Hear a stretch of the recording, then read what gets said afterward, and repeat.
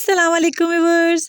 आज हम बना रहे हैं रोल और बग़ैर किसी ऑयल के हम ये रोल बनाएंगे। इसमें हम ऑयल का कतरा भी इस्तेमाल नहीं करेंगे। चलें हम बनाना स्टार्ट करते हैं। रोल बनाने के लिए उबले हुए आलू लिए हैं मैंने 2 अदद। सबसे पहले हम इसको मैश कर लेंगे। अच्छे तरीके से इसको मैश कर लीजिएगा। ये सारे मैश हो गए हैं।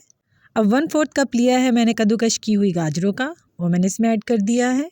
1/4 कप लिया है मैंने बारीक कटी हुई बंद गोभी का, वो मैंने इसमें ऐड कर दिया है। 2 मैंने बिल्कुल बारीक कटी हुई हरी मिर्चें ली हैं, वो मैंने इसमें ऐड कर दी हैं।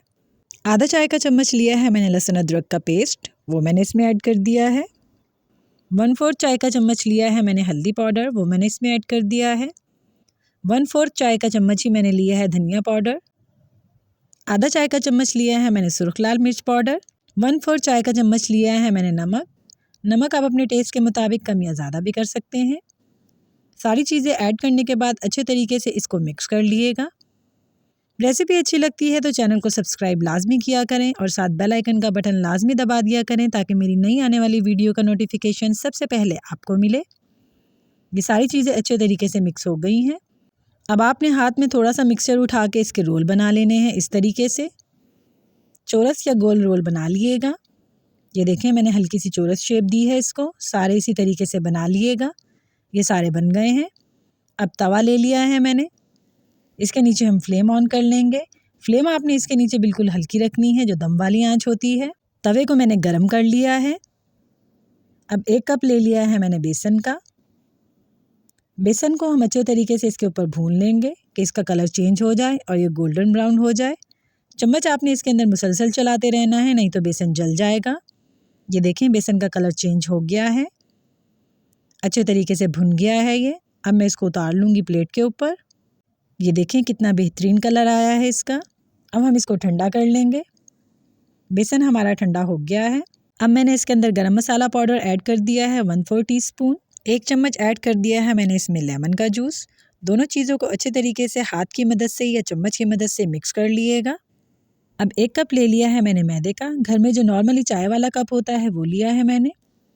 1 कप ले लिया है मैंने पानी। थोड़ा थोड़ा करके इसमें पानी ऐड करिएगा और इसमें मुसलसल चम्मच चलाते रहिएगा कि इसमें लम्स ना बने। ये गाढ़ा सा इसका पेस्ट बन गया है। अब मैं इसके अंदर नमक ऐड कर दूंगी। 1/4 टीस्पून मैंने इसमें नमक का ऐड कर दिया है। आपने इसको ना ही बहुत ज़्यादा पतला रखना है, ना ही बहुत ज़्यादा गाढ़ा करना है। अब जो रोल हमने बनाया था वो हम मैदे के अंदर डिप कर लेंगे।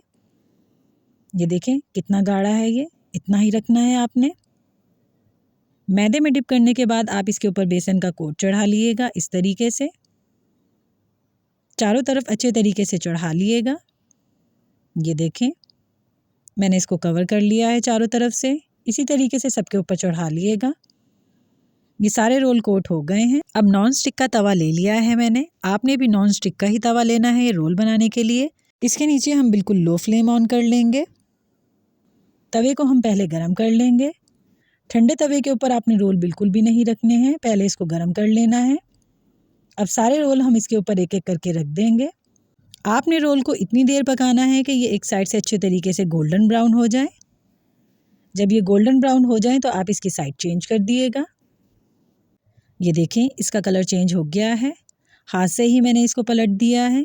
कितने आराम से इसकी साइड चेंज हो रही है, कितना खूबसूरत इनका कलर आ गया है। चम्मच से करना चाहें तो इस तरीके से कर लीजिएगा।